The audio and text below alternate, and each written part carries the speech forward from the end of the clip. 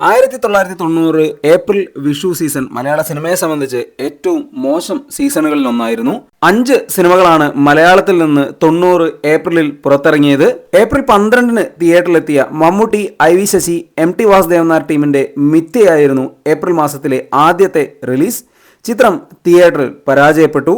April 13-ന് തിയേറ്ററിലെത്തിയ മോഹൻലാൽ, മോഹൻ ടീമിന്റെ മുഖമായിരുന്നു ഏപ്രിലിലെ രണ്ടാമത്തെ റിലീസ്. മലയാളത്തിലെ മികച്ച ഇൻവെസ്റ്റിഗേഷൻ ത്രില്ലർ ചിത്രങ്ങളിലൊന്നായ മുഖം പക്ഷേ തിയേറ്ററിൽ വിജയിച്ചില്ല.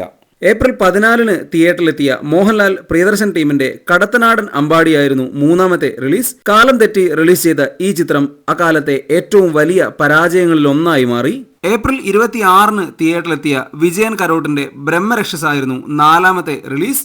ചിത്രം തിയേറ്ററിൽ വലിയ പരാജയമായി. ഏപ്രിൽ 27-ന് തിയേറ്ററിലെത്തിയ 6-ാം വാർഡിൽ ആഭ്യന്തര കലഹമായിരുന്നു അഞ്ചാമത്തെ റിലീസ്. ചിത്രം തിയേറ്ററിൽ പരാജയപ്പെട്ടു. ഇങ്ങനെ റിലീസ് ചെയ്ത എല്ലാ സിനിമകളും 90 ഏപ്രിൽ വിഷു സീസണിൽ തിയേറ്ററിൽ വലിയ പരാജയമായി. ഒരു ഹിറ്റ് പോലും നൽകാത്ത വിഷു സീസണായിരുന്നു 90-ൽ മലയാള സിനിമയുടേത്.